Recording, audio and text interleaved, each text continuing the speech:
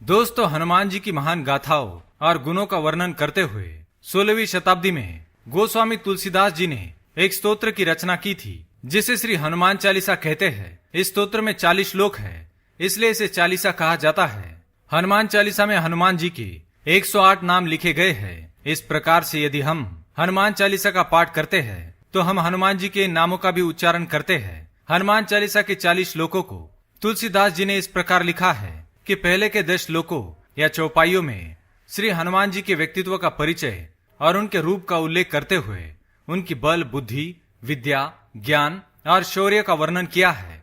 11 से 20 चौपाइयों से प्रभु श्री राम के प्रति श्री हनुमान जी की भक्ति की झलक दिखाई देती है। लक्ष्मण को मूर्छित अवस्था से बाहर लाने के लिए पूरा पर्वत उठाने वाले हनुमान जी की भक्ति की शक्ति से प्रभावित होकर प्रभु श्री राम ने उन्हें अपने गले से लगा लिया था।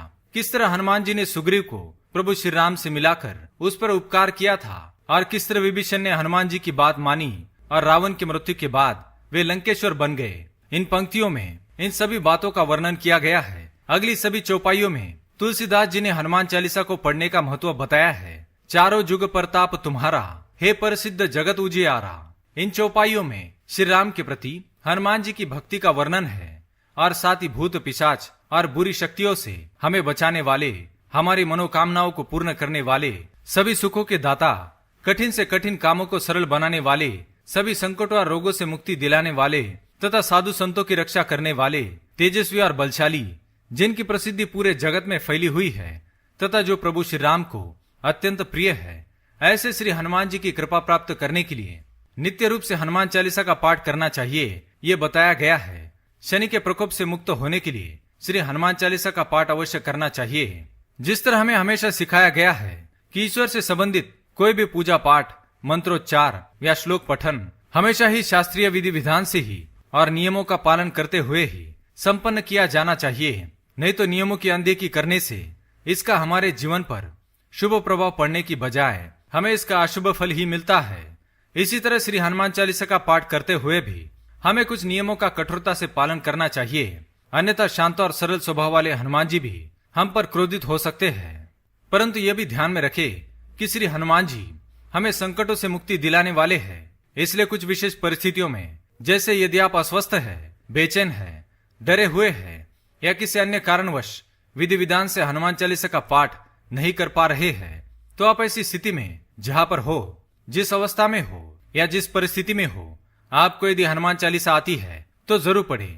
हनुमान जी तब भी आपकी रक्षा जरूर करेंगे। तो चलिए हम देखते हैं कि हनुमान चालीसा पढ़ने के क्या नियम है।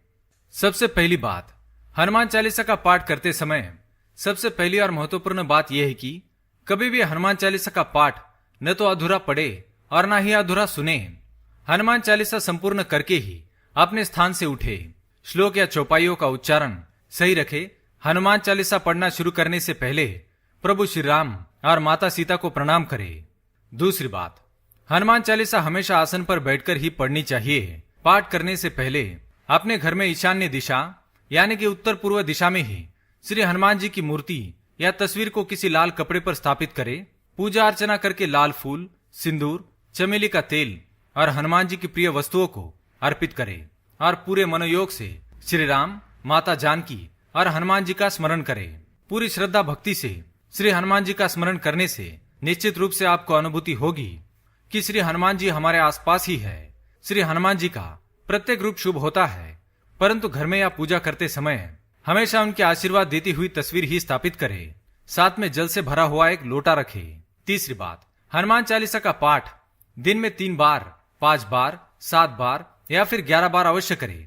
हनुमान जयंती के दिन हनुमान चालीसा का 108 बार पाठ करने से हनुमान जी की विशेष कृपा प्राप्त होती है और जीवन से सभी संकटों का अंत होता है।